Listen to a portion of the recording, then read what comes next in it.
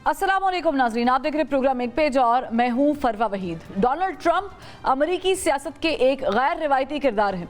कई बार Donald Trump खुद मुतनाज़ हो जाते हैं तो मुतादिद बार उनके इक़दाम तनकीद की जद में आ जाते हैं। गाज़ा और इसराइल के इशू को लेकर उनका झुकाव सबके सामने है और मसनूई जहानत की मदद से गाज़ा पर बनाई गई वीडियो डोनाल्ड ट्रंप ने शेयर करके तनकीद के निश्तर अपनी जानिब मोड़ लिए हैं। ईरान को खत लिखकर ट्रंप ने जहां एक नई जंग शुरू करने का इंदिया दे डाला, वहीं मौशी मैदान में भी डोनाल्ड ट्रंप सख्त इकदाम उठाते जा रहे हैं।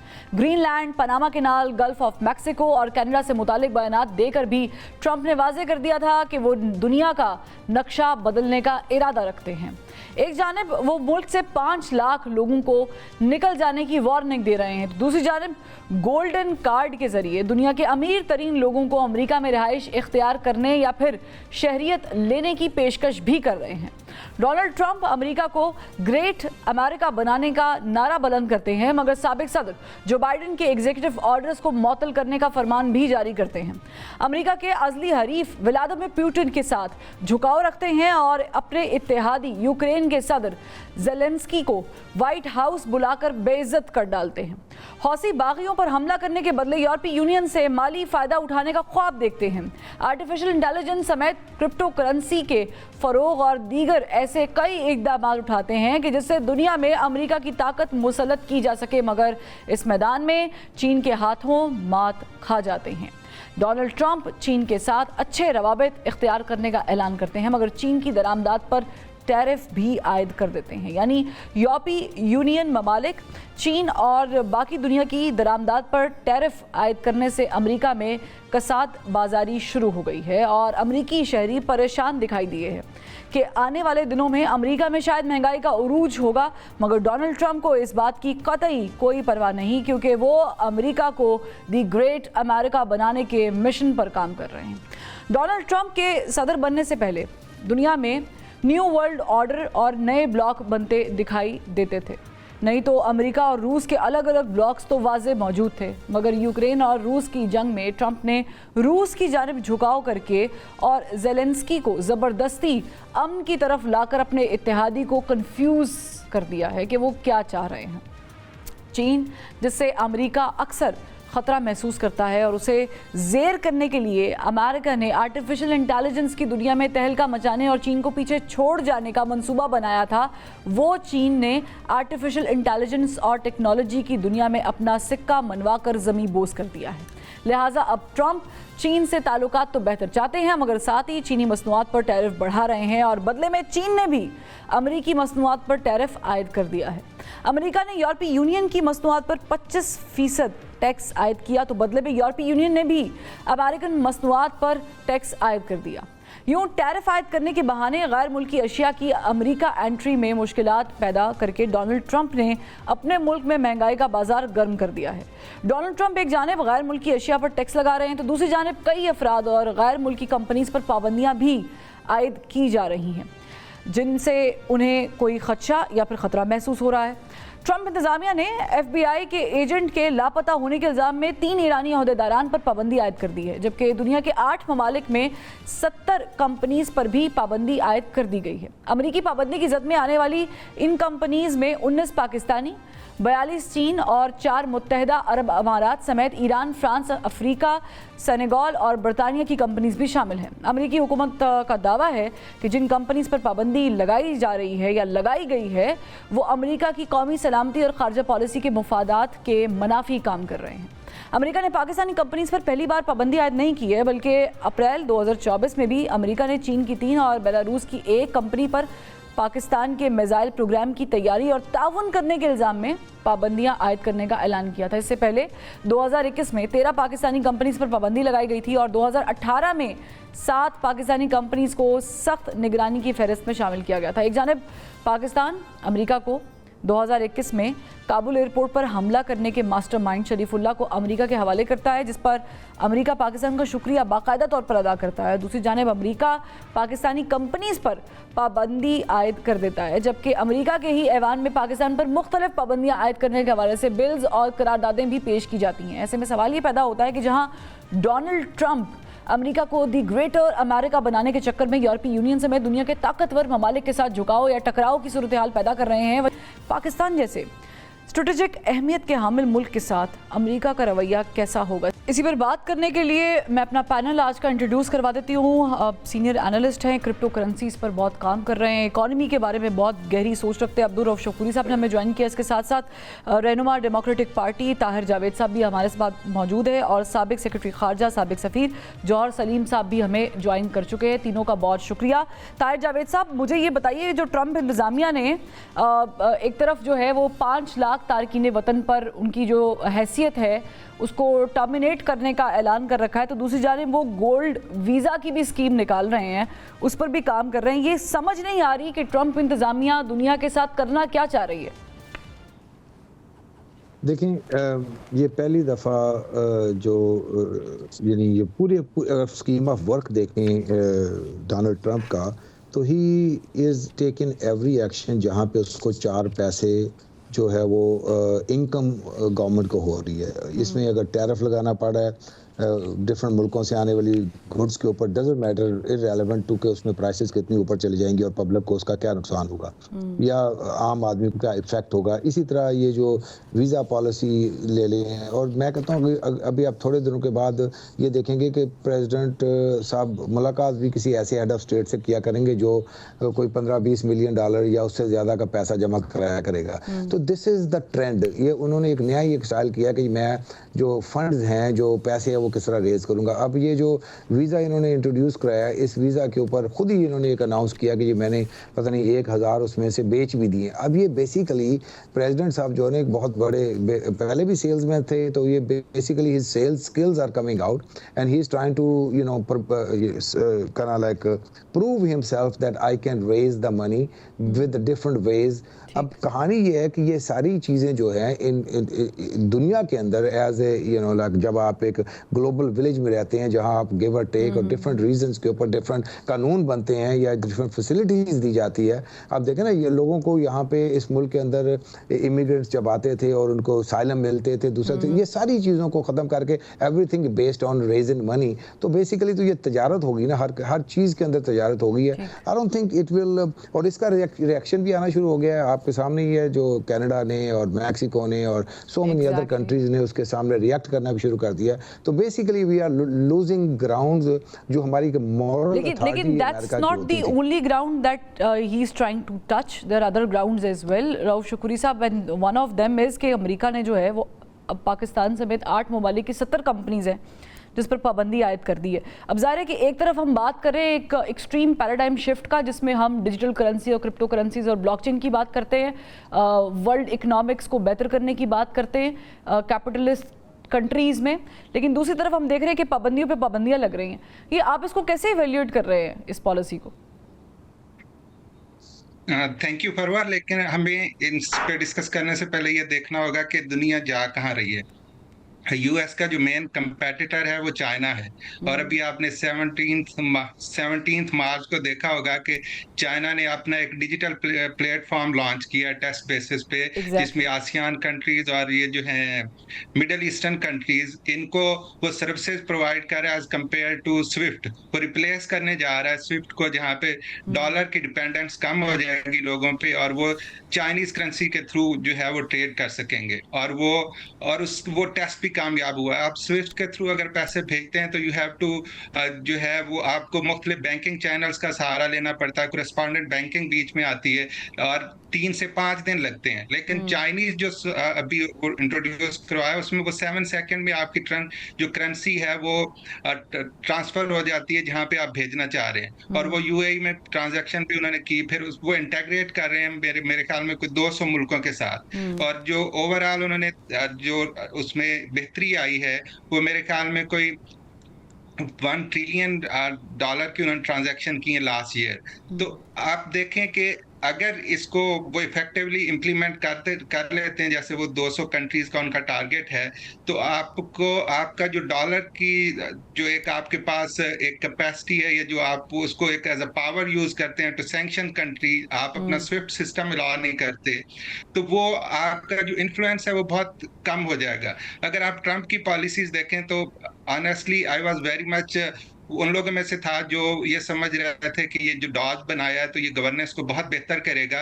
लेकिन मुझे लगता है कि ये जो बंच ऑफ बिलियनियर बैठ के हैं और जो गवर्नमेंट का बेसिकली मेन पर्पज होता है कि लोगों को फैसिलिटेट करे, वो इससे हट के ज्यादा वो इस चीज पे आ गए कि हमने रेवेन्यू कैसे इकट्ठा करना है। अगर आप यूएस की टोटल इकोनॉमी को देखें तो पिछले 3-4 सालों में जिस तरह से इन्फ्लेशन बढ़ी है, जिस तरह से लोगों को घर के किराए बढ़ गए हैं, फिर गैस की प्राइसेस और मुख्तलिफ चीजें बढ़ी हैं और इन्फ्लेशन बहुत आगे गई है। आप इस वक्त में आके लोगों के साथ, मुख्तलिफ मुल्कों के साथ टैरिफ इंक्रीज करते हैं या कुछ और इस तरह से आप स्टेप्स जो आपने लिए हैं वो लेते हैं, तो यूएस में इन्फ्लेशन कम नहीं होगी बल्कि बहुत बढ़ेगी। और पहले भी लोग बहुत स्ट्रगल कर रहे हैं यहाँ पे जिंदगी गुजारने के लिए, तो ये स्टेप मुझे नहीं लगता कि आपके लिए लॉन्ग टर्म बेनिफिशियल होंगे। और फिर आप हर मुल्क के साथ आपकी एक ऐसी, आप नेशनलिस्ट होना बहुत अच्छी बात है, लेकिन आपको ये भी देखना है कि आप किस तरह के नेशनलिस्ट हैं, आप रिजिड हैं या आप लोगों को एकोमोडेट कर रहे हैं। तो मेरा नहीं ख्याल कि आप सारे दोस्तों के साथ पंगा भी लें और फिर आप समझें कि हम इकॉनमी को बहुत बेहतर तरीके से चला लेंगे, तो वो मुझे नहीं लग रहा कि हम ये जो पॉलिसी है कोई लॉन्ग टर्म रहे। फिर मैं समटाइम कंपेयर करता हूं कि पिछली दफा भी ट्रंप जब आया था तो इनिशियली उसकी पॉलिसीज ऐसे ही थी, लेकिन जब उसे रियलाइज हुआ तो फिर वो और तरह से चला, फिर इकोनॉमी भी कुछ बेहतर हुई ट्रंप के दौर में। लेकिन सीम्स लाइक कि उनका दूसरा टेनोर है, तो पहले टेनोर से तो शुक्रिया सब सीख लेना चाहिए था। बट मोरलेस मेरे दोनों पैनलिस्ट ने एक ही बात की है कि वो बिजनेस के पॉइंट ऑफ व्यू से इसके लेके चल रहे हैं, रेवेन्यू जनरेट करने के लिए। लेकिन जौहर सलीम साहब, on the other hand Pakistan की, ठीक है, वी एडमिट कि हमारी अब शायद उस तरह ज़रूरत नहीं रही है अमेरिका को, यूएसए को, मगर स्ट्रेटेजिकली हम अभी भी बहुत इम्पोर्टेंस रखते हैं। अब रिसेंटली जैसे कि आपने देखा कि ट्रंप साहब ने शुक्रिया बाकायदा अदा किया दाइश के एक सरबराह को, जब हमने जब दिया उनको हैंड ओवर किया शरीफुल्लाह को, तो हमें लगा कि शायद हमें अब एडमिट करने का वक्त आ गया है या अब हम रिकग्नाइज हो गए हैं ट्रंप साहब की, उनकी इंतजामिया की नज़र में। बट फिर हमने देखा पाबंदियाँ लग गई, 19 कंपनीज पर पाबंदी लगी, 2021 में पाबंदियाँ लगी कंपनीज पर, मुख्तलिफ कंपनीज पर, मुख्तलिफ ममालिक के, 2000 उससे पहले 8 में लगी हैं, फिर हमने देखा अभी रिसेंटली लगी, 2024 में लगी और अब फिर लग गई। तो इसको कैसे कंपेयर कर रहे हैं?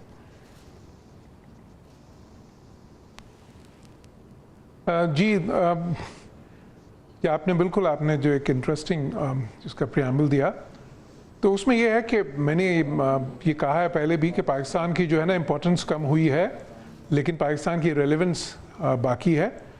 जो अमेरिका की इस खत्े में जो इंटरेस्ट है अमेरिका का, और जो सो कॉल्ड इवन जो इंडो पैसिफिक स्ट्रेटजी जिसको वो कहते हैं, तो वो उसमें भी पाकिस्तान की रेलेवेंस इवन उसके अंदर भी रहेगी। फिर उसके अलावा यह है कि देखें, पाकिस्तान और अमेरिका के जो ताल्लुकात हैं उसमें अभी भी अमेरिका पाकिस्तान के लिए सबसे बड़ा इम्पोर्टर है। पाकिस्तान की एक बड़ी डियास्पोरा वहाँ पे है, पाकिस्तान की रिमिटेंसेस का एक बड़ा हिस्सा वहाँ से आता है। तो और फिर एक हिस्ट्री है डिफेंस रिलेशंस की, स्ट्रेटेजिक रिलेशंस की, और एक हिस्ट्री है बेसिकली जो है ना जहाँ पे कि दोनों मुल्कों ने बहुत ज़्यादा इकट्ठे इंटरनेशनल फोरम में और फिर कोल्ड वॉर में भी, उसके बाद भी अफ़गानिस्तान में भी बहुत सी चीज़ों पे बहुत सी एक शेयर जिसको कहते हैं ना, शेयर परसेप्शंस हैं, शेयर वैल्यूज़ हैं, तो वो सब कुछ अभी है। ठीक है कि जो रियल पॉलिटिक होती है उसमें अब उनका रुझान इंडिया की तरफ ज़्यादा है इस वक्त, बिकॉज वो चाइना को कंटेन करना चाहते हैं और उसके लिए उन्होंने जो एक बहुत ही जामे पॉलिसी बनाई है उसमें इंडिया का रोल बहुत ज़्यादा है। बिल्कुल। फिर दूसरी उनकी इक्तिसादी जो ज़ाहिर है वो इस वक्त 5th लार्जेस्ट हैं दुनिया में, फिर 3rd लार्जेस्ट होने को जा रहे हैं कुछ सालों के बाद। और फिर इंडिया और जो अमेरिका के जो कॉर्पोरेशन है आईटी सेक्टर में और बहुत से और सेक्टर्स में वो बहुत ही ज़्यादा है, वो सब कुछ है। लेकिन उसमें उसका मतलब ये नहीं कि बिल्कुल ये कोई ज़ीरो सम गेम नहीं होती, और रिलेशंस जो होते हैं वो म्यूचुअली एक्सक्लूसिव नहीं होते कि एक मुल्क के साथ आपके हैं तो दूसरे मुल्क के साथ ख़त्म हो जाएंगे। अब जो आपने बात की ये जो अभी के कंपनियों पे जो पाबंदियां लगी हैं, तो ये कोई नई चीज़ नहीं है, ये 2024 में भी लगी थी, 2021 में भी लगी थी, उससे पहले भी। अगर हम ये तादाद गिने तो तकरीबन 80 से ज़्यादा जो पाकिस्तानी एंटिटीज़ हैं उन पर सैंक्शंस लगी हैं मुख्तलिफ जो है एराज में। जी अब ये 19 और लग गई हैं ना जी, तो इसके बाद और भी ज़्यादा हो जाएंगी नेचुरली। तो ये जो है, लेकिन इसमें आप ये इंटरेस्टिंग चीज़ ये है कि अभी जो ये एक्सपोर्ट रिस्ट्रिक्शंस या एक्सपोर्ट सैंक्शंस जो लगी हैं जिन कंपनीज़ पे, उसमें चाइना की और पाकिस्तान की तो हैं ही, लेकिन उसके साथ यूएई की भी हैं, उसके साथ फ्रांस की कंपनीज भी हैं, उसके साथ बेलारूस है, साथ साथ यूके की कंपनीज भी हैं, सेनेगाल की भी हैं, साउथ अफ्रीका की भी हैं। तो एक जो तो उसमें कोई कदर मुश्तरक नज़र नहीं आती कि सिर्फ ये नहीं है कि रशिया या चाइना और पाकिस्तान या वो मुल्क जिनसे वो उनको देखते हैं कि वो उनकी आपस में कोई स्ट्रेटेजिक अंडरस्टैंडिंग है किसी किस्म की, तो सिर्फ उन पर लगाई हैं। इवन यूके और फ्रांस की कंपनीज पे भी लगी हैं। तो इससे साफ जाहिर है कि अमेरिका जो है वो अपनी जो इस वक्त सोफिस्टिकेटेड टेक्नोलॉजीज़ हैं उसके बारे में बहुत ज़्यादा वो अब कॉशियस हो रहे हैं, बहुत ज़्यादा कंसर्न्ड हैं कि वो दूसरों के पास ना पहुँचें। और ये कौन सी टेक्नोलॉजीज़ हैं इसमें देखें, इसमें आईटी सेक्टर की जो है ये जो जिसको कहते हैं ना हायर कंप्यूटिंग, वो है जो हायर लेवल कंप्यूटिंग है। फिर उसके बाद ही इसमें वो जो है ना, लेकिन ये आईटी के ऊपर भी मैं ज़रा कि आना चाह रही थी, टेक्नोलॉजीज होती हैं कई बार। जॉर्ज सलीम साहब, just give me a second, मैं इस पे भी आना चाह रही थी। आपने बड़ा अच्छा पॉइंट रेज किया है कि आईटी सेक्टर भी मौजूद है। अब तारिक जावेद साहब, आईटी सेक्टर की कहानी है कि America wanted to be the big boy in the world when it comes to IT sector, लेकिन हुआ ये कि चाइना ने बाजी ले ली। अब आर्टिफिशियल इंटेलिजेंस की बात उठा लें, चाइना बहुत आगे निकल चुका है। ऑन द अदर हैंड हमें लगता है कि ट्रम्प जो है वो he wants to be friends with Russia. Putin बड़े फेवरेट लगते हैं उनके, कभी लगता है कि वो चाइना के साथ बड़ी अच्छी दोस्ती करना चाहते हैं, लेकिन फिर वो टैरिफ वाला मामला ले आते हैं। अब ये जो ट्रम्प इंतजामिया आजकल कर रही है, वो हम मिसाल देते हैं कि अंधेरे में तीर चलाना, और सब जगह ही तीर चलाए जा रहे हैं। इससे आपको लगता है कि जो अमरीकी अवाम है उनके लिए कोई बेहतरी आई कि चले इंटरनेशनली जो उनका इमेज है वो तो है ही ना? अच्छा, आपको ये जो आपने अंधेरे में तीर वाली बात की है ना, बिल्कुल इसी मैं समझता हूँ कि you are not too far from the strategy. ये मैं आपको रेलेवेंटली एक चीज़ बताता हूँ कि जुल्फ़िकार अली भुट्टो साहब आए थे तो उन्होंने भी आते ही इसी तरह के मामलात किए थे, जो यानी out of the box solution, पूरे नेशनलाइज करना। दूसरा थी उस ज़माने के अंदर वो जो चीज़ें कर सकते थे उन्होंने सारी की। अब उसके रिजल्ट सबके सामने हैं कि आया पाकिस्तान आगे गया था या पीछे गया था। ये इसी तरह का जो एक ऊपर नीचे चीज़ों को करने की कोशिश यहाँ की जा रही है, वो उसके अंदर कंपनी जो यानी जो लोग यहाँ पे इम्पोर्टर्स हैं उनको डिस्करेज, फिर इसी तरह जो एक्सपोर्टर्स हैं आउटसाइड उनको डिस्करेज किया जा रहा है, फिर टैरिफ को बढ़ाया जा रहा है। ये सारी चीज़ें वो एक्सपेरिमेंट करने के लिए जा रहे हैं जिसके अंदर यानी कहानी किसी भी तरफ जा सकती है, जिसमें ज़्यादातर चांसेस यही हैं कि अगर स्ट्रेटेजिकली आहिस्ता आहिस्ता करके या टेस्ट मार्केट करके देख लिया जाता तो शायद बेहतर होता। अब इन्होंने एक ही दफ़ा तो तमाम तरफ अपना महाज जब खोला है तो आई डोंट सी कि भी इसमें कोई अच्छा रिजल्ट आएगा। तो there is I don't see any hope in that. अब यहाँ पे एक जो बात आपने थोड़ी देर पहले की ना, पाकिस्तान की जो रेलेवेंस और दूसरा तीसरा, मैं समझता हूँ कि जितना मर्जी इंडिया के साथ ये लवी डवी रिलेशनशिप करें, उसके बावजूद इनको पाकिस्तान के साथ एक डोर ओपन रखना पड़ेगा, सिर्फ इंडिया की तबीयत को ठीक रखने के लिए। मैं आपको ये सीधी बात बता दूँ। और दूसरी चीज़ जो इन्होंने ऐलान किया जी हम अफगानिस्तान से अपने जो वेपन्स है उसकी रिकवरी के लिए बात करेंगे, ये सारी चीज़ें, ये थोड़ी कि इस दफ़ा नए तरह से एक जंग होगी तो जंग अगर करनी होती तो उस वक्त कर लेते। तो ये बेसिकली डिप्लोमेटिकली चीज़ें की जाएंगी ना, तो वो कौन करेगा? जो नेबरिंग कंट्री में को फैसिलिटेट करेगा। बाकी जितने भी नेबर्स हैं उनके साथ तो पहले ही नहीं अपना कोई मामला, या किसी का तालिबान के साथ नहीं बन रहा या अमेरिका के साथ नहीं बनता, तो एक ही नेबर जो बचता है पीछे वो पाकिस्तान है, जो जिस तरह की भी रिलेशनशिप है दोनों साइड पे किसी हद तक वो मेंटेन तो किए हुए है ना। तो मैं नहीं समझता कि पाकिस्तान की रेलेवेंस इसमें कम होने जा रही है किसी भी सूरत में। हाँ, ये नहीं है कि बहुत ज़्यादा एकदम से आगे भी बढ़ेगी, लेकिन मैं समझता हूँ कि ये सारा बाकी जो थोड़ी देर पहले जो शकूरी साहब ने बात की ना, डेफिनेटली चाइना को इनको कम्पीट करने के लिए, वैसे तो देखें हाउस के अंदर कमेटी है बाकायदा जो डेली बेसिस के ऊपर वॉच करती है कि किस तरह हमने चाइना के साथ कम्पीट करना है। लेकिन मैं समझता हूँ कि इनको अपने एक्ट्स को टुगेदर करना पड़ेगा, otherwise they will be behind. और जो जिस तरह वो कहते हैं ना कि डिजिटल चीज़ें जब आगे चली जाएंगी तो लोग मूव कर जाते हैं, और कोई 50-60 कंट्रीज ऐसी हैं जो शायद अमेरिका की तरफ देखेंगे नहीं, वो डेफिनेटली मूव कर जाएंगे और इस तरह फिर एक ट्रेंड बन सकता है। ठीक है, ये भी एक ट्रेंड बन सकता है। लेकिन चूंकि मुझे ब्रेक पे जाने से पहले हमने रिसेंटली देखा कि ज़ल्मे खलीलज़ाद वेंट टू अफगानिस्तान एक शहरी के लिए, और फिर उन्होंने निगोशिएट किया टेबल पर, तो वो शहरी वापस अमेरिका भी पहुंच गया। अब पॉइंट ये है कि कुछ लोग उसको एनालिसिस इस तरह कर रहे हैं कि शायद अब पाकिस्तान की उस तरीके से ज़रूरत नहीं पड़ेगी, लेकिन मेरे तमाम पैनलिस्ट ने इस बात को सेकेंड किया है कि रेलेवेंस है बिल्कुल। शायद उस तरीके से हम अभी मौजूद नहीं, लेकिन हम कभी अमेरिका की नज़र से दूर नहीं हो सकते। ब्रेक लेते हैं, ब्रेक से वापस आते हैं। Welcome back. शकूरी साहब, दुनिया ब्लॉकचेन की तरफ जा चुकी है, हमारे साथ भारत मौजूद है, उन्होंने अपना ब्लॉकचेन सिस्टम इंट्रोड्यूस करवा दिया है। अब हम देख रहे हैं कि पहले तो हम आईटी के शोबे में बात कर रहे थे, लेकिन जो ओवरऑल मईशत है उसका ढांचा कुछ इस तरह का है कि एक ज़माना आपको याद होगा कि एप्पल जो कंपनी है उसका फ़ोन कैलिफोर्निया से बनता था और उसके ऊपर बाकायदा लिखा होता था कि made in California, assembled in California, ये जो भी स्टेट होती थी। पर अब वो लिखा होता है कि made in America but assembled in China, और समटाइम्स तो ये भी लिखा होता है कि मेड इन चाइना। अब ये कंडीशन आ गई है अमेरिका की कंपनीज़ की। आप समझते हैं कि इस सिचुएशन में, इस कंपैरिजन के अंदर चाइना के साथ, इस ब्लॉक के साथ जिसमें रशिया मौजूद है, चाइना मौजूद है, डोनाल्ड ट्रंप साहब दोस्ती बेहतर निभा पाएंगे या दुश्मनी? मेरे ख्याल में दोस्ती जो है वो दोस्ती इन मुल्कों की है भी सही और नहीं भी, क्योंकि यूएस की डिपेंडेंसी तो है ना चाइना पे, और चाइना को भी यूएस की जरूरत है। तो ये एक टसल तो रहेगी जो शुरू से चलती आ रही है। बहुत सी चीजों को वो जैसे कि चाइना जो है ट्राई कर रहा है कि एंगेज करे यूएस को, और यूएस जो है अभी बड़े अग्रेसिव मोड में है। उसकी चाइनीज कंपनीज, टेक कंपनीज पे उसने बड़ी सैंक्शंस भी लगाई हुई हैं कि कोई चीज जो हमारे टेक से रिलेटेड है वो चाइनीज के हाथ ना लगे। तो बाकी फिर वो जो इश्यूज ताइवान का, उस पे भी यूएस करता रहता है। लेकिन चाइनीज की जो पॉलिसी है वो बड़ी डिफरेंट है। वो चुप करके अपने काम में लगे रहते हैं। जैसे कि मैं पहले कहा कि अभी वो उन्होंने चैलेंज किया हुआ यूएस के स्विफ्ट सिस्टम को। अगर वो यूएस के स्विफ्ट सिस्टम को जिस तरह से वो आगे बढ़ रहे हैं, अभी 38%, तो जब आसियान कंट्रीज और मिडल ईस्ट आ गया तो वो 38% को तो उन्होंने ऑलरेडी अपने इस सर्कल में ले लिया। बाकी जो मुल्कों पे काम कर रहे हैं, फिर वो सिल्क रोड को डिजिटल करने जा रहे हैं।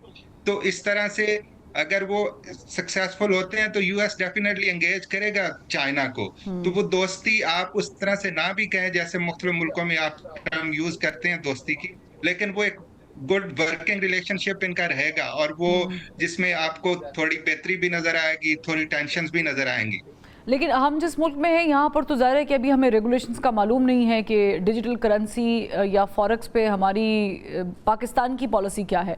अलबत्ता ट्रंप साहब अपना भी क्रिप्टो करेंसी को लॉन्च कर चुके हैं। एलॉन मस्क जो उनके साथ होते हैं, आप हम सब उनसे वाकिफ़ हैं और उनके भी कॉइन से वाकिफ़ है। ये जो डिजिटल करेंसी के ऊपर अमेरिका काम कर रहा है, और बिलखुसूस आपको याद होगा, शुक्र से मैं थोड़ा सा याद करा दूँ, बात लंबी हो रही है, कि इलेक्शन से पहले तमाम क्रिप्टो करेंसीज बड़े एज पर आई हुई थी। द मोमेंट इलेक्शंस हुए और ट्रंप साहब के जीतने का ऐलान हुआ, एकदम से बूम आया मार्केट में और मार्केट जंप कर गई। आप समझते हैं कि अमेरिका इस फील्ड के अंदर ट्रंप इंतज़ामिया के होते हुए, ट्रंप साहब की एटीट्यूड के साथ कुछ कर सकता है? मेरे ख्याल में डिजिटल करेंसी में अभी उसका एग्जेक्टिव ऑर्डर को देखें तो वो उसका पहला पैराग्राफ ही ये कहता है कि हम डिजिटल लीडर बनना चाह रहे हैं और जो है फाइनेंशियल इंडिपेंडेंस की तरफ जाना चाह रहे हैं। फिर यूएस प्रेसिडेंट का इंटरेस्ट इन डिजिटल करेंसी जो है वो भी है। फिर तीसरा यूएस की मार्केट को भी देखना पड़ेगा, ये सबसे बेहतरीन मार्केट है और सबसे ज्यादा लोग इंटरेस्ट भी लेते हैं। तो मसला यूएस का पहले ये था कि यूएस का जो क्रिप्टो को मॉनिटरिंग क्रिप्टो का सिस्टम था वो बड़ा कम्प्लेक्स था, जिसमें आपको मुख्तलिफ एजेंसीज के साथ डील करना पड़ता था, फेडरल लेवल पे भी और प्रोविंशियल स्टेट लेवल पे भी। अब आके जब उसने ये एग्जेक्टिव ऑर्डर के बाद जब इंस्ट्रक्शंस दिए कि एक कंप्रीहेंसिव सिस्टम लेके आए, क्योंकि अर्लियर सिस्टम के थ्रू बहुत सी कंपनीज जो थी वो यूएस को छोड़ के जा रही थी और वो उस तरह से वो नताज नहीं ले पा रहे थे। मेरे ख्याल में अब कंप्रीहेंसिव सिस्टम के साथ जब आएंगे और एक बेहतरीन सिस्टम जो होगा जहाँ पे जो इंटरवेंशन होगी एजेंसीज की वो कम होगी, मॉनिटरिंग बेहतर होगी और अपॉर्चुनिटी ज्यादा होंगी, तो मेरे ख्याल में ये लीड कर लेंगे इसको। ठीक है, मैं जौहर सलीम साहब इसको थोड़ा सा टॉपिक को डिजिटल करेंसी और ट्रंप इंतजामिया की जो बाकी ग्राउंड जो टच कर रहे हैं उससे निकल के एक और इशू की तरफ तवज्जो आपकी चाहूँगी, और वो ये है कि दुनिया में ज़ाहिर है कि वॉर्स जो है वो चल रही हैं। वो वन साइडेड वॉर जिसका जिक्र ना करें तो ये ज़्यादती होगी, वो है गज़ा में चल रही है। अब आयरनी ये है कि अगर यूक्रेन में रशिया कुछ बम गिराता है और उसे कैप्चर करने की कोशिश करता है तो डोनाल्ड ट्रंप साहब उसे इन्वेजन कहते हैं, इन्वेड करना कहते हैं। लेकिन ऑन दी अदर हैंड जहाँ जहाँ अमेरिका मौजूद था, मौजूद है, उसे वो कहते हैं वॉर अगेंस्ट टेररिज्म। आप नहीं समझते ये बहुत बड़ी डिप्लोमेसी है, बहुत ही बड़ा दोगलापन है, और जो स्टांस डोनाल्ड ट्रंप साहब का है इस वक्त गज़ा इसराइल पर वो भी बहुत ज़्यादा मुतनाज़ है।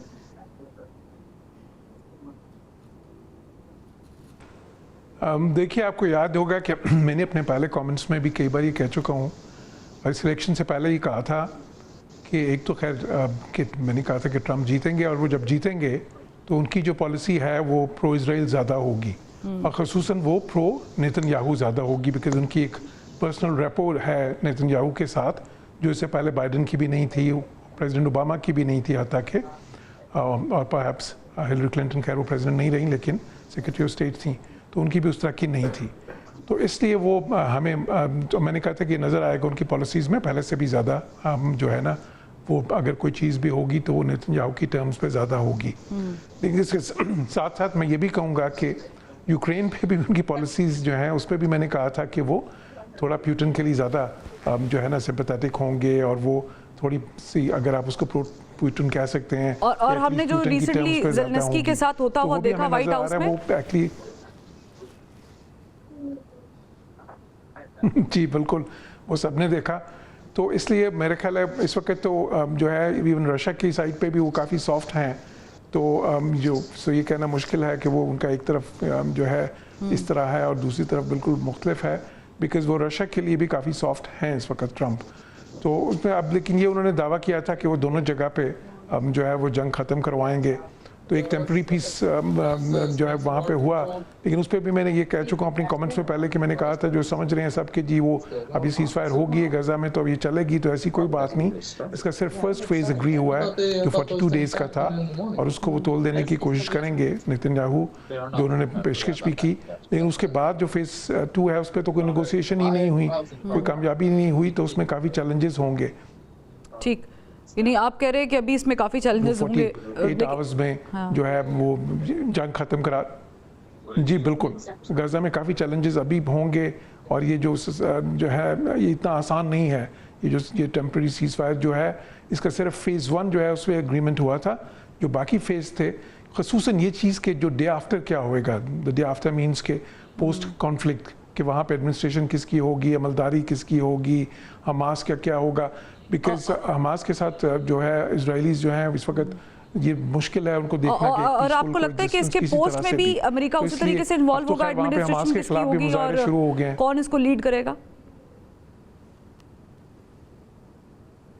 देखिए इसमें अमेरिका ने तो आपको पता है उन्होंने एक प्लान, ट्रम्प का प्लान आया था और वो प्लान तो ये था कि जी सारे पैलेस्टीनियंस को वहाँ से जो है किसी दूसरी जगह शिफ्ट करके और फिर उसको एक रिवियारा में बदला जाए और अमेरिका उसको वो करे। लेकिन वो प्लान जो है वो बहुत किसी भी मुल्क ने सपोर्ट नहीं किया उस तरह से। फिर एक इजिप्ट का प्लान आया जिसको कि अरब कंट्रीज़ ने भी माना, वो फिर वो अरब प्लान बन गया और वो बहुत ही ज़्यादा डिटेल था, जो है वो बहुत ही मुफस्सल था और उसको आईसी ने भी माना जिसमें पाकिस्तान भी शामिल है। लेकिन उसको भी अमेरिकन ने पहले तो रिजेक्ट किया, फिर खैर उनकी तरफ से कुछ इंडिया आया कि वो उस पर बात कर सकते हैं, लेकिन फिर नेतन्याहू ने रिजेक्ट कर दिया टोटल उसको। तो वो भी प्लान जो है इस वक्त जो है टेबल पे उस पर नेगोशिएशन भी उस तरह नहीं हो रही। तो एक मुश्किल सूरत हाल है जिसमें कोई आसान हल जो है या इवन कोई देर पा हल नज़र नहीं आ रहा है इस वक्त। यूक्रेन में भी उन्होंने दावा किया था कि वो 48 आवर्स में जंग ख़त्म करा देंगे। वहाँ पे भी हमें इस वक्त जितना आसान ट्रम्प समझ रहे थे, ज़ेलेंस्की को तो उन्होंने प्रेशराइज करके मनवा लिया, लेकिन दूसरी तरफ ट्रम्प वो जो है प्यूटन को जब उन्होंने प्यूटन से, और उनका ख्याल था कि प्यूटन शायद जल्दी मान जाएंगे, लेकिन वो नहीं हुआ। बल्कि अब उनका जो सबसे रीसेंट बयान है ट्रम्प का जिसमें वो उन्होंने कहा है कि जब उनसे पूछा गया कि आपके ख्याल में क्या प्यूटन भी इसमें अब वो ड्रैगिंग हिज फीट, तो उन्होंने कहा यस यू नो लाइक। और हमने देखा कि वो जब ज़ेलेंस्की मौजूद थे ओवल में तो उनसे सवाल किया गया था कि क्या वो तो नहीं ब्रीच करेंगे, तो उन्होंने कहा कि आप ये कैसा सवाल कर रहे हैं। लेकिन एक ब्रेक का काज है, ब्रेक से वापस आते हैं तो फिर यही सवाल जो है वो अपने बाकी मेहमानों से भी पूछेंगे। Welcome back. तार जावेद साहब, ट्रम्प यूक्रेन में जो जंग है उसके रोकने के मामले पर रूस के साथ अक्सर बल्कि बेशतर औकात खड़े नज़र आते हैं। फिर वो जो यूक्रेन के सदर के साथ कर चुके हैं उन पर दबाव डालकर और उनको शराइत ऑफ़र कर कर वो भी नहीं हुआ। दूसरी तरफ हम डिस्कस कर रहे थे अभी गाज़ा के अंदर जो चल रहा है, जिसका पहला फेज़ जॉर्ज सलीम साहब ने बड़ी डिटेल में बताया और फिर उसके बाद उसके पोस्ट इफेक्ट्स पर बात की। आप समझते हैं कि ये तो जंग ख़त्म करने के लिए आए थे दुनिया में और उन्होंने बिल्ड किया था अपना इमेज, कामयाब अभी तक क्यों नहीं हो पाए? पहली बात तो ये है कि जो दोनों की सिचुएशन थोड़ी डिफरेंट है। बेसिकली ये यूक्रेन और रशिया के अंदर यूक्रेन को पार्टी तो मानते हैं ना, और उनसे बात करते, बदतमीजी से बात करते हैं, लेकिन उनको सब बैठ के बात कर रहे थे। आप ये कर देखें कि जब वाइट हाउस में उस बैठा के यूक्रेन के प्रेसिडेंट को ये पूरा हर तरफ से 4-5 लोग ऊपर नीचे उसको प्रेशर डाल रहे थे, तो बेसिकली उन्होंने अपनी एक वीकनेस शो की कि उनको एक रश था, उनको एक प्रेशर दे के उनके मुंह से निकलवा रहे। लेकिन उसके बावजूद मैं समझता हूँ कि उनको एक रेलेवेंट पार्टी समझ के उनसे बातचीत हो रही थी। लेकिन जो गजा के अंदर तो बिल्कुल डिफरेंट सिचुएशन है कि उसके अंदर तो वन वे कहानी है। वो तो सारा जो मामला थे वो नेतन्याहू इनको करके देता है, और ये उसके ऊपर बगैर कुछ पढ़े लिखे उसको स्टैंप मारते हैं। ट्रम्प की तो पॉलिसी ये है, वो जो मांगे, बल्कि वो बाद में शायद पूछते होंगे भी और 4 चीज़ें मैं भी ऐड कर देता हूँ तुम्हें खुश करने के लिए। तो ये टोटली डिफरेंट स्टाइल, डिफरेंट तरीके से, लेकिन दोनों गलत हैं कि आप जब यानी ये चीज़ें जो जंग बंदियाँ होती हैं, जंग को बंद करने के लिए आपको बैठ के टेबल के ऊपर नेगोशिएट करना पड़ता है। दुनिया में आज तक कोई जंग इस तरह नहीं हुई कि आप दबाव के साथ बंद करा लें, रिगार्डलेस आप कितने बड़े मुल्क हैं। जब इंग्लैंड भी बहुत बड़ा मुल्क था तो वो क्या कर सकता था, एंड के ऊपर वो सारी चीज़ें फिर उसी तरह हुई ना जिस तरह हर मुल्कों से उनको वापस निकल के जाना पड़ा। तो ये भी कोई इसी तरह इनको टेबल पे करना पड़ेगा। मैं थोड़ा सा आपको तवज्जो लेकर जाऊँ उस पर, जो क्रिप्टो आपने बड़ा एक, आपने वैसे भी ये शो के अंदर मेरे ख्याल को 15 टॉपिक खोल दिए हुए हैं।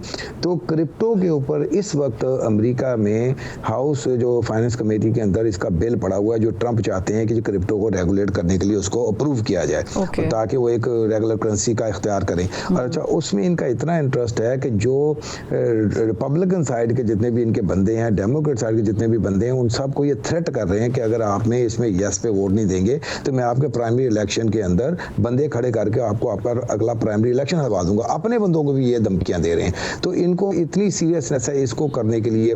अच्छा, अब अगर ये हो जाता है, यानी क्रिप्टो को ये रेगुलेट कर देते हैं, तो ये डेफिनेटली आप एक ये जो एक सुबह 90,000 का और अगले दिन ये 40,000 के ऊपर प्राइसेस जाती थी, ये खत्म हो जाएंगी। लेकिन इसको आप राइज, इसका जो एस्टेब्लिश होने का एक राइज जो आप देखना शुरू करेंगे। दूसरी जो एक मैं रैप अप करूं कि पाकिस्तान की जो रेलेवेंस की बात कर रहे हैं, तो आप जो तकरीबन कोई मिड अप्रैल के अंदर बड़ा हाई लेवल एक डेलीगेशन यहाँ से कांग्रेस का, काफ़ी बड़ी तादाद में कांग्रेस के लोग उसमें आएंगे। अच्छा। तो ये यानी और उसकी इस वक्त ये यानी कम्युनिकेशंस के अंदर बन रहा है। मोस्ट लाइकली 12 तारीख से ऑनवर्ड ये एक जिसमें कम से कम 4 और ज़्यादा से ज़्यादा 12 भी हो सकते हैं कांग्रेस के लोग। तो ये एक बड़ा हाई लेवल डेलीगेशन जिसमें यानी कमेटीज़ भी इन्वॉल्व हैं और जिसमें दोनों साइड के लोग आ रहे हैं। तो ये पाकिस्तान की अगर रेलेवेंस ना होती तो इस लेवल तक इतने बड़े डेलीगेशन तैयार होके, और इंटरेस्ट का ये लेवल कभी भी नहीं होता। तो ये है अभी भी, और ये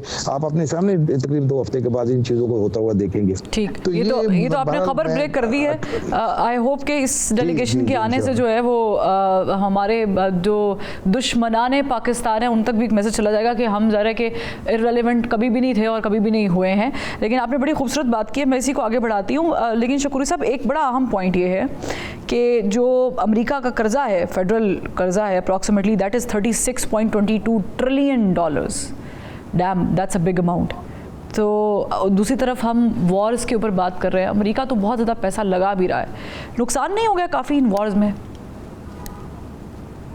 नुकसान तो वाकई में हुआ है। आप जो लोगों का यहाँ पे लिविंग स्टैंडर्ड है उसको देखें, जैसे मैंने पहले कहा था कि इन्फ्लेशन इतनी ज़्यादा हो गई है, और फिर अगर आपके आप जो भी चीज़ खरीदने जाते थे उसकी प्राइस आज से जो 2 साल 3 साल पहले से थी उससे 25% ऊपर चली गई है। फिर आगे आके आपकी दूसरी पॉलिसी, जैसे हमने डिस्कस किया, वो कि आप टैरिफ लगा रहे हैं या फिर अभी टैक्स कट दे रहे हैं, आप टैक्स कट वाला शुरू कर रहे हैं, तो उसमें भी आपका जो फेडरल डेफिसिट है वो तो फाइनेंशियल डेफिसिट तो बहुत ऊपर चला जाएगा। तो मुझे समझ नहीं आती, गो कि आप चाह रहे हैं कि आपकी यूएस की इंडस्ट्री आगे बढ़े, यूएस जो है वो ऑयल प्रोड्यूस में आगे जाए, लेकिन आपको एकदम से इस तरह से एक्शन लेने का मुझे समझ नहीं आती क्या इसके पीछे आपकी लॉजिक है कि आप अवाम के साथ क्या करना चाह रहे हैं। तो आप फैसिलिटेट कर रहे हैं टैक्स कट से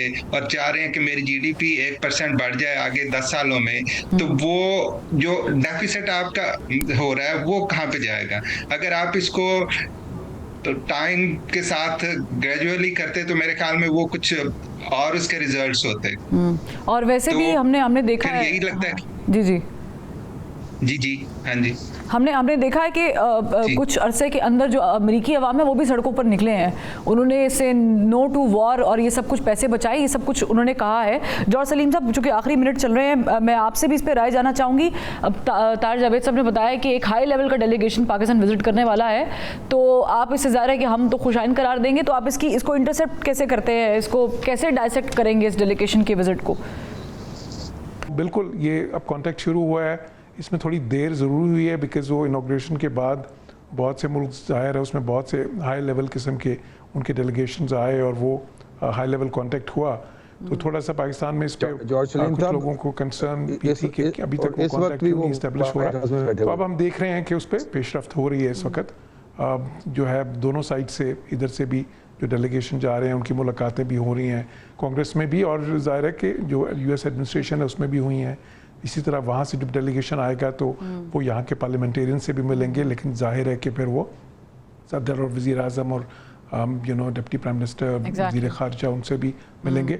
तो ये एक अच्छी इब्तिदा होगी जो है, बिकॉज इसमें एक तो खैर इसको ब्रेकिंग डाइस कहते हैं, लेकिन उससे ज़्यादा अहम होता है जब एक नई एडमिनिस्ट्रेशन आती है तो वो उस वक्त फिर जो भी अमेरिका के लिए जो अहम ममालिक होते हैं तो उनसे मिलके उनके जो लीडर्स हैं और फिर देखेंगे, ये भी देखेंगे कि जो फिर एक राय कायम करते हैं। फिर उसमें बहुत सारी ताउन पे भी गौर होता है कि क्या रास्ते आगे निकल सकते हैं ताउन के, और जहाँ जहाँ थोड़ी अंडरस्टैंडिंग ज़्यादा होने की ज़रूरत होती है उस पर भी रिव्यू के थ्रू आप अंडरस्टैंडिंग को प्रमोट करते हैं। एक दूसरे के बेहतर समझते हैं एक दूसरे के नुक्ता नज़र को, तो ये अच्छी इब्तिदा है। ठीक है, exactly, this is exactly what I wanted to say. Thank you so much George Saleem साहब, आपने ये कह भी दिया, आपके आने का भी बहुत शुक्रिया। तार जावेद साहब, thank you so much. Abdul Rauf Shafi साहब, आपका भी बहुत शुक्रिया। नाज़रीन, प्रोग्राम का वक्त ख़त्म हो गया है, लेकिन इसका क्रक्स ये निकला है कि जो लोग ये समझते हैं कि पाकिस्तान इररिलेवेंट हो गया है in terms of strategies with